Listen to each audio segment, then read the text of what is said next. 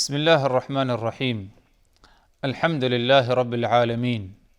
والصلاة والسلام على رسوله الكريم اما بعد. اللہ تبارک و تعالیٰ پر حمد و ثنا اور اس کے نبی کریم صلی اللہ علیہ وسلم پر بے شمار بے حد بے عدد درود السلام کے بعد،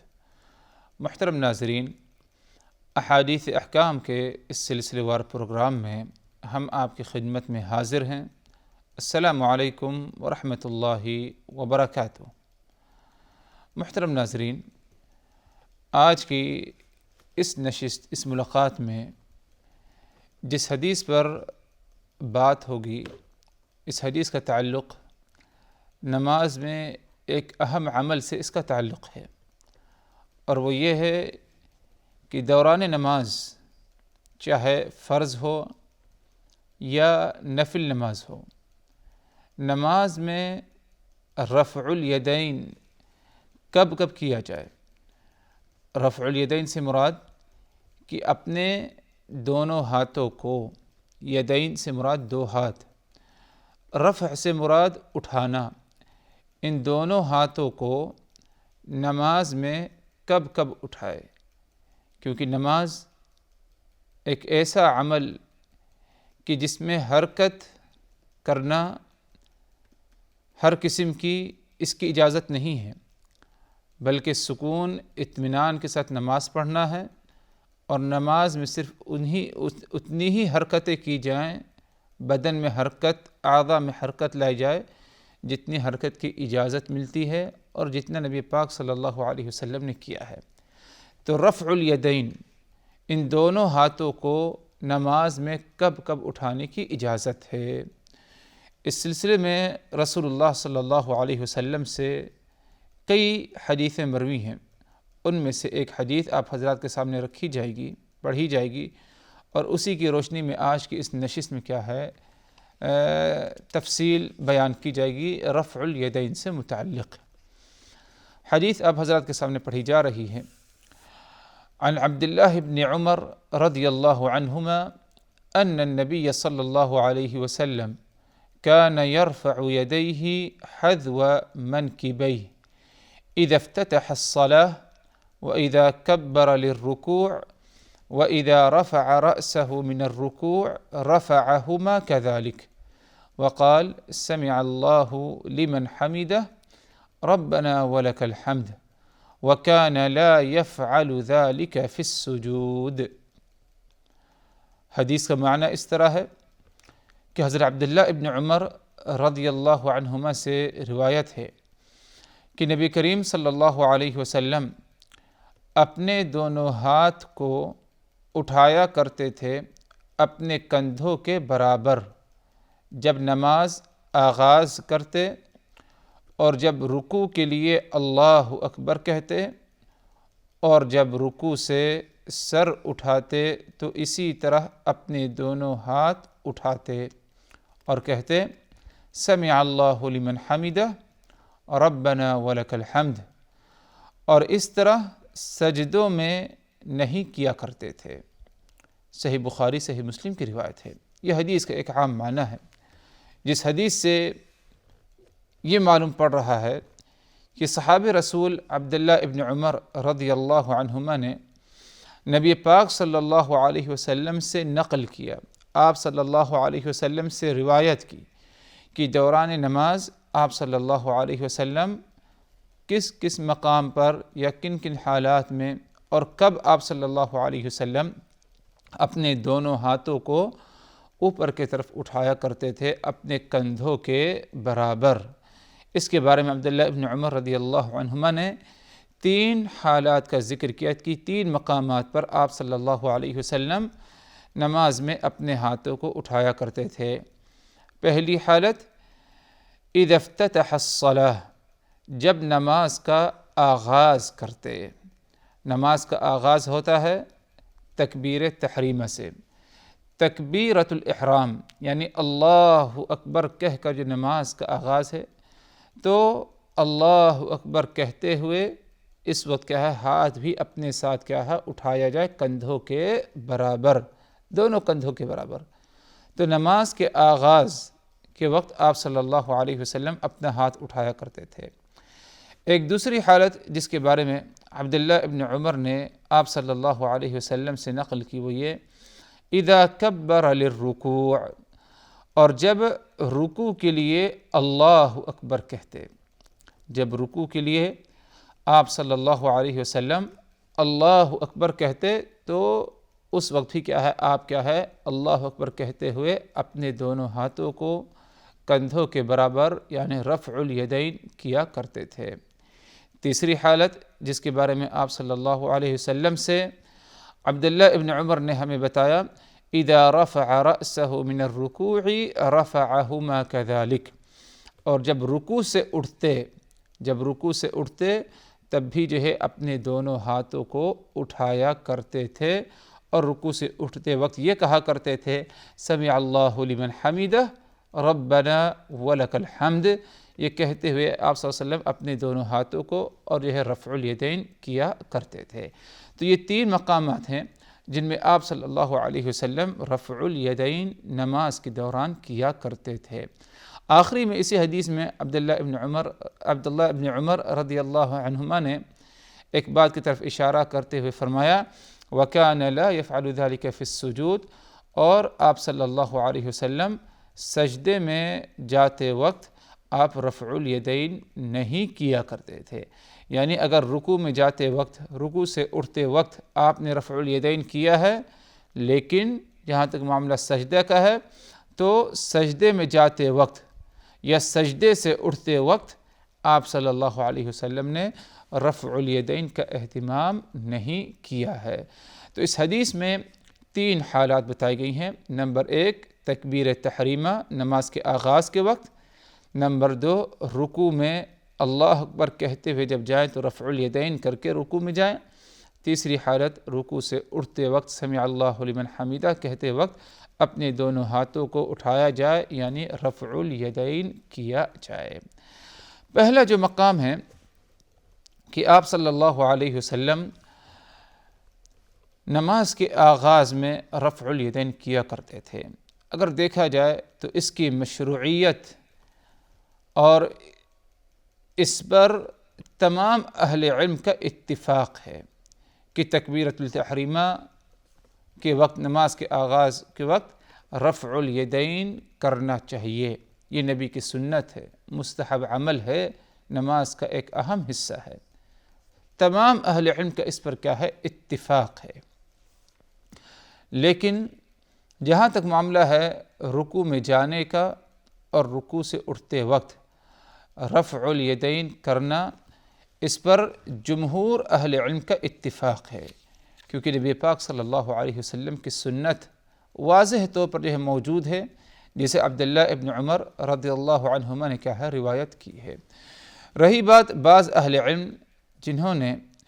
نماز کے دوران رکوع میں جاتے وقت یا رکوع سے اٹھتے وقت رفع الیدین سے منع کیا ہے،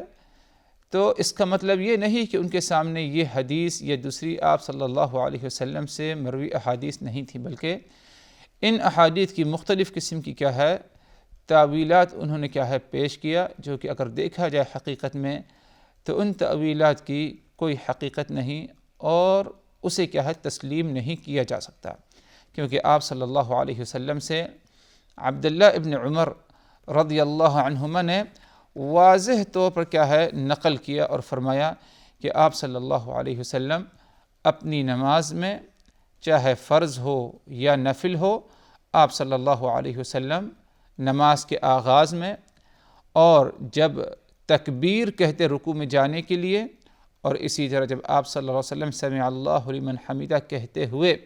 رکوع سے اٹھتے،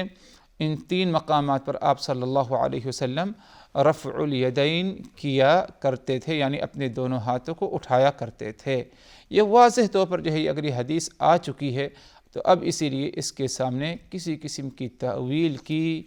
یا کسی قسم کی اور دوسری بات کیا ہے کوئی گنجائش نہیں۔ یہی بہتر ہے اور بھلائی ہے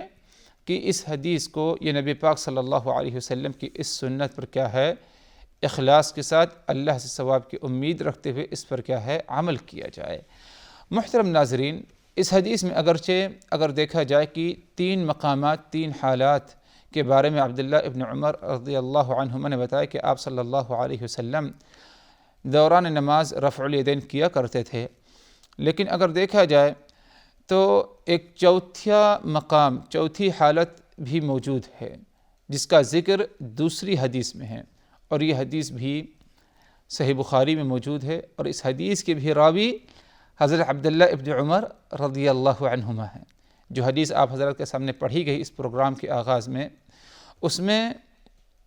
آج کی اس نشست کے آغاز میں اس حدیث کے بھی راوی عبداللہ ابن عمر، جس میں 3 حالات اور 3 مقامات کا ذکر کیا جہاں پر آپ صلی اللہ علیہ وسلم رفع الیدین کیا کرتے تھے، اور اسی طرح ایک چوتھا مقام جہاں پر آپ صلی اللہ علیہ وسلم نے بھی رفع الیدین کا اہتمام کیا ہے، لیکن اس کا ذکر عبداللہ ابن عمر نے ایک دوسری روایت میں جو ہے اس کا ذکر فرمایا اور کہا عبداللہ ابن عمر رضی اللہ عنہما نے كان اذا قام من الركعتين رفع يديه ورفع ذلك ابن عمر الى النبي صلی اللہ علیہ وسلم۔ عبداللہ ابن عمر آپ صلی اللہ علیہ وسلم سے روایت کرتے ہوئے فرمایا کہ جب آپ صلی اللہ علیہ وسلم قام من الرکعتین 2 رکعت سے اٹھتے تیسری رکعت کے لیے، تو آپ صلی اللہ علیہ وسلم رفع یدیہ، آپ اپنے دونوں ہاتھوں کو اٹھاتے، یعنی رفع الیدین اس وقت بھی آپ صلی اللہ علیہ وسلم کیا کرتے تھے۔ دوسری رکعت سے تیسری رکعت کے لیے اس سے مراد وہ نماز جس میں 3 رکعت پائی جاتی ہیں یا 4 رکعتیں پائی جاتی ہیں۔ 3 رکعت نماز مغرب، 4 رکعت جس میں نماز عصر، نماز عشاء اور نماز ظہر ہے۔ ان نمازوں میں جن میں 2 رکعت سے زیادہ نماز پڑھی جاتی ہے، تو 2 رکعت کے بعد التحیات اور چھوٹے تشہد کے لیے کیا ہے، بیٹھنا ہوتا ہے۔ صرف التحیات پڑھ کر جب اٹھنا ہوتا ہے تیسری رکعت کے لیے، چاہے وہ نماز مغرب کی تیسری رکعت ہو یا نماز ظہر، عصر، عشاء کی تیسری رکعت ہو، تیسری رکعت کے لیے جب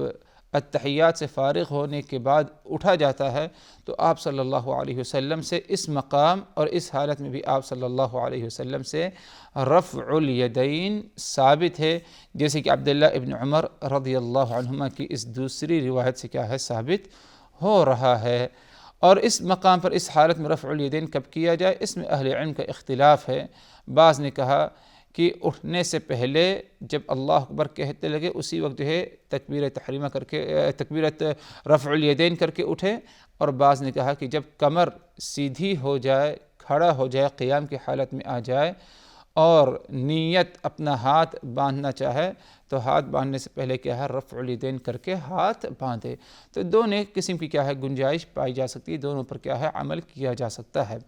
المہم حضرات، تو اگر دیکھا جائے رفع الیدین کا جو معاملہ ہے نماز میں،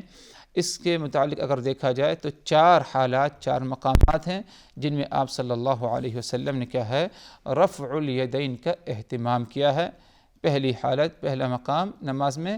تکبیرۃ التحریمہ، دوسرا مقام